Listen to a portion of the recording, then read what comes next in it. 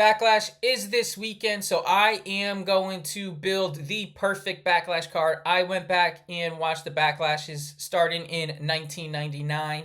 There have been 20 Backlash events up to this point, with this weekend's being the 21st. So I went back, watched those, and I am going to build what I think is the perfect Backlash card. I did make some rules for me to follow. And I'm going to go over those rules before I get started. So the first rule is that I am going to make this an 8-match card. Back in 99, 2000, 2001, some of the cards had 10 to 12 matches on it, counting dark matches. And some of the more recent ones have like only 5 or 6 matches on it. So in order to kind of just find a middle ground, I decided to go with 8 matches. So we'll have 8 matches on our card. The second rule is that whatever my opening match is, it must have been a opening match at a Backlash. And same thing for the main event. Whatever my main event is going to be, it must have been a Backlash main event. My third rule is that I can only have 4 championship matches. We do have an 8-match card here, but only 4 of them I am allowing to be a championship match. I personally do not like when every single match on the card is a championship match. I think that kind of devalues championship matches. I think it'll just be better if you are able to build interesting matches without having to rely on having a title on the line. So for my card, I'm only going to have 4 of my 8 matches be championship matches. And of those 4 championship matches, one of them must be a World Heavyweight Championship match. So whether that's World Heavyweight, WWE, Undisputed, Universal, whatever it may be, one World Heavyweight Championship match. The second one must be a mid-card championship match. So whether that's Intercontinental, United States, Cruiserweight, European, Hardcore, whatever it may be, just one mid-card championship. Then one tag team championship match and one women's championship matches. So those are going to be my 4 championship matches. And another rule, I didn't really give myself a strict cutoff for this, but more of just a guideline to go by.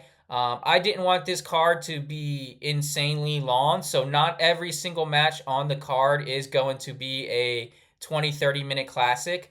I think that kind of takes away from it. I don't really like watching 6-hour-long wrestling cards, even if the matches on it are all great. It kind of just drags, and I think it takes away from the match. So in order to avoid that, we're going to keep this not again. I didn't give myself a specific time frame, but I'll just tell you right now, my card in ring is just a little over 2 hours. So it would be like a 3-hour long pay-per-view. So again, I didn't want to have every match be 20 minutes to a half hour long. So not every matchup is going to be a 30-minute classic. So those are my 4 rules. Must be a 8-match card. The opener must be the opener, and the main event must be the main event. 4 championship matches. A World Heavyweight Championship, a Mid-Card Championship, a Tag Team Championship, and a Women's Championship. And then my final rule is just kind of keeping it under a certain time frame, not going insanely long. So yeah, let's just jump right into this. My first matchup of the evening is going to be Team Angle of Charlie Haas and Shelton Benjamin, defending their WWE Tag Team Championships versus Los Guerreros of Eddie Guerrero and Chavo Guerrero. And this was from Backlash 2003. I chose this match because the Backlash catalog of tag team championship matches is not great. This is nowhere near the best opening match. I was down to kind of 3 matches for my opening match, this obviously being the one that I chose. The other 2 was Bianca versus Io for one of the women's championship matches at the Puerto Rico Backlash, which I think personally is probably the best women's match in Backlash history. And then the other matchup was Cody Rhodes versus Seth Rollins from Backlash as well, and that was a non-championship match. But again, the tag team championship history in Backlash isn't great. So that's why I'm going with the tag team championship match here. I do think the Bianca match was better, and I do think the Cody and Seth match was better as well. But tag team championship matches were weak, and I wanted to have a solid one, and I think this is probably the best tag team championship match in Backlash history. They did do the Austin and Triple H versus the Brothers of Destruction main event, where it was the tag titles on the line, the IC title, the World Heavyweight Championship. But I obviously wasn't going to choose that to have all title matches in the main event and all in one match. So yeah, first matchup of the evening is Team Angle versus Los Guerreros, and this is exactly what you would expect between the two tag teams. Both are great tag teams, so it was a fun match. It was 15 minutes long. Shelton Benjamin and Charlie Haas successfully defended their titles. But yeah, that's my first matchup of the evening. My second matchup of the evening is going to be our first short match. But this is a match you would have had interest in going into this pay per view. And that is going to be the debut of Brock Lesnar versus Jeff Hardy at Backlash 2002. This was Brock's in ring debut. He, in the lead up to this, beat everyone in sight. He was feuding with the Hardy Boys here. So yeah, this is just a short match to not take up a lot of time, but a short match that you would have had interest in going into it. Obviously, seeing the debut of Brock Lesnar was must watch. And then Jeff Hardy, everyone loves Jeff Hardy. He was a big star at the time. So getting him on the card was important to me as well, even though he's getting pretty much squashed here. But yeah, Jeff on the card, Lita on the card. This got Paul Heyman on the card, and it's a short match that you would have interest in because of it being Brock's debut. So Brock's debut versus Jeff Hardy from Backlash '02, only 5 minutes long, is my second matchup of the evening. My third match of the evening is from that same exact Backlash, and it followed Brock and Jeff Hardy. So we're just gonna stick with Backlash '02, and we are gonna go with Kurt Angle versus Edge. This matchup is maybe the best non-title match in Backlash history. This matchup was at stand-in with no title on the line, and it wasn't too long. It was only a 13-minute match, but it was exactly what you would expect from Kurt Angle. Kurt Angle, being one of the best in-ring workers there's ever been, delivered a great match here. This was before Edge kind of had his big singles push, so it was kind of like we can rely on Edge here. He can hang with the main event guys. Obviously, Kurt already was in the main event scene, having already been a world champion. But this was Edge's not coming out party because he already kind of solidified himself with his tag team run. But one of the moments in his early singles career where it was like, okay, Edge might be a main eventer here. So yeah, Kurt Angle versus Edge. Kurt Angle defeated Edge here in 13 minutes in what was an outstanding match, and maybe the best non-title match in Backlash history. My next matchup is going to be Rhea Ripley versus Zelina Vega for the WWE SmackDown Women's Championship match from Backlash 2023 in Puerto Rico. Again, this is nowhere near the best women's match. It wasn't even the best women's match on its own Backlash card, with that being Bianca and Io. But again, with that being the opening match and me needing to have a decent tag championship match, I had to choose Shelton and Haas versus the Guerreros. But this matchup was fine. This matchup I chose more so because of the moment. This moment was awesome to watch as a fan. It was Zelina Vega fighting for the women's championship in Puerto Rico. It was a solid match for what it was, but this was more so the moment. I don't know if she has publicly said this, but I'm pretty sure this is probably, if not number one, it is one of her favorite moments in her wrestling career.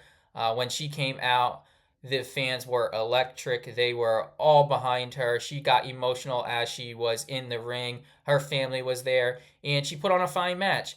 It was a short match. It was only 7 minutes long, but it was what it was. The fans were in it throughout. They were fully in support of Zelina Vega here. And this was when Rhea was a heel as part of the Judgment Day, so Zelina was going to be the babyface no matter where it was.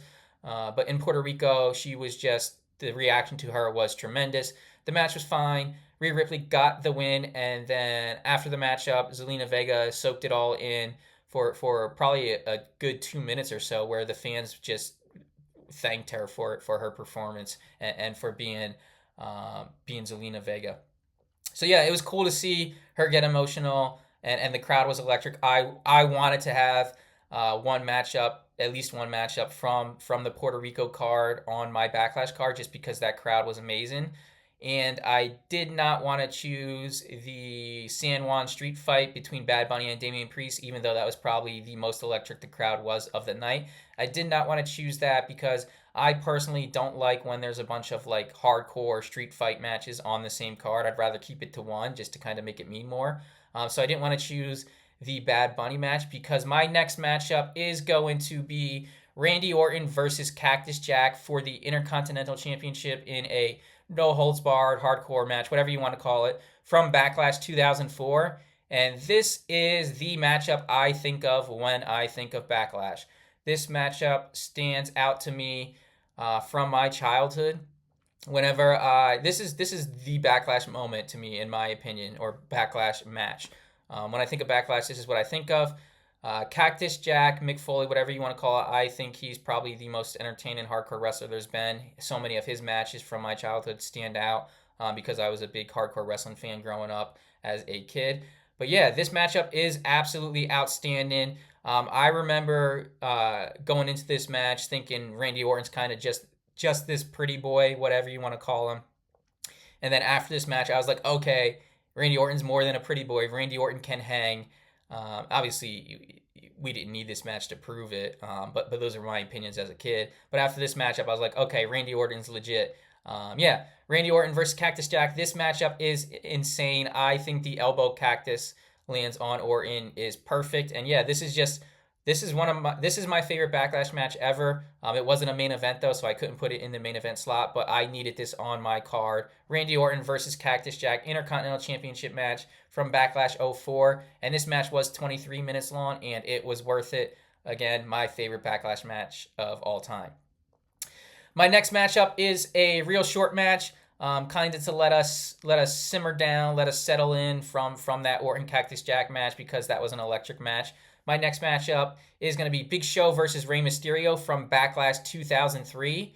And no title on the line here. This is just a David versus Goliath matchup. It's only 3 minutes long, but it was a solid 3 minutes for what it was. Getting Rey Mysterio on the card is cool. Rey Mysterio, big part of my childhood, big star.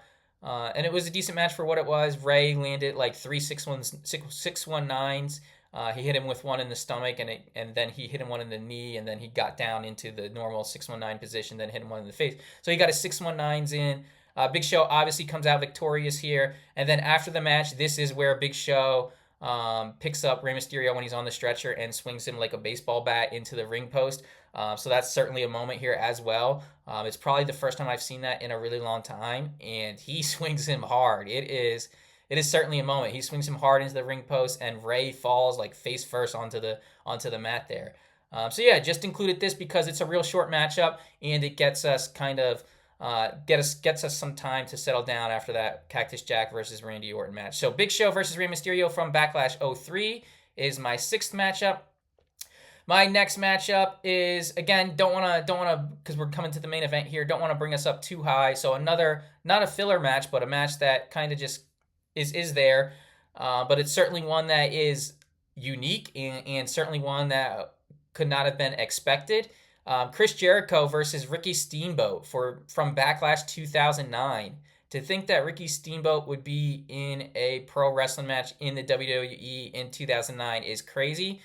I was not really following too much pay-per-view wise back here. I kind of stopped watching WWE completely regularly for a few years there, and this is kind of in that time period here. But just to think that Ricky Steamboat would be participating in a match in 2009 is crazy. And it wasn't a bad match. Ricky, for his age, held his own, as you would expect. You wouldn't expect Ricky to have a bad match here. But this is kind of more so just whoa, we're having a Ricky Steamboat match. Let's get that on the card. So Chris Jericho defeated Ricky Steamboat. It was a 12-minute match. It was fine for what it was. Again, don't want to get too hyped up here before our main event. And we're still in that kind of cooling down phase from the Cactus Jack versus Cactus Jack versus Randy Orton matchup with this Ricky Steamboat matchup. So the Big Show and Rey match and the Jericho versus Ricky Steamboat match, kind of our time to settle down from Cactus Jack and Orton until we get to our main event, which is going to be Chris Benoit versus Shawn Michaels versus Triple H for the World Heavyweight Championship from Backlash 2004. And this is like a personal pick for me. Their WrestleMania main event is one of my favorite WrestleMania main events ever. I just thought that matchup was outstanding, and it was a cool moment. And this matchup was outstanding as well. It was in Canada, so it was in Benoit's hometown. At the start of the match, there was I guess, uncomfortable moment, if you will. They did show Nancy and his sons in the crowd, so knowing what we know now, that was a little uncomfortable. But this matchup is outstanding, as is every single Chris Benoit match, as is every Shawn Michaels match, and as Triple H can have. So it was another great matchup, triple threat match. Benoit is victorious here. He retains the championship in a 30-minute match. So this is our longest matchup of the evening, and it is our main event. So yeah, there's plenty of matchups I could have chose, but based on like the rules I gave myself, this is what I think would be a perfect Backlash card for the rules I put in place. So again, first matchup is for the WWE Tag Team Championships, as Charlie Haas and Shelton Benjamin successfully defend against Eddie Guerrero and Chavo Guerrero from Backlash '03. Our next matchup is the debut of Brock Lesnar versus Jeff Hardy from Backlash '02. Then we move to Kurt Angle versus Edge, where Kurt Angle defeats Edge at Backlash '02 as well. Then we got our second championship matchup of the evening, as Rhea Ripley defends the WWE SmackDown Women's Championship against Zelina Vega from Backlash 2023 in Puerto Rico. Then we move to my favorite Backlash match of all time, Randy Orton successfully defending the IC title versus Cactus Jack in a hardcore no-holds-barred match from Backlash '04. Then we got Big Show versus Ray from Backlash '03. Jericho versus Ricky Steamboat, of all people, from Backlash 2009. And finally, our main event of the evening, Chris Benoit successfully defending the World Heavyweight Championship versus Shawn Michaels and Triple H from Backlash 2004. That's my card. I would be super excited for this. It would be done in less than 3 hours with all the matches, video packages, entrances, promos, anything you may have would all conclude in less than 3 hours here. So I think it's the perfect card, and it would be one that on paper I would be super ecstatic to see. So yeah, that's my perfect Backlash card. Backlash is this weekend. Hopefully we get something that we could possibly add to a perfect Backlash card this weekend. But yeah, that's my perfect Backlash card. And let's enjoy Backlash this weekend, and I will see you in the next one.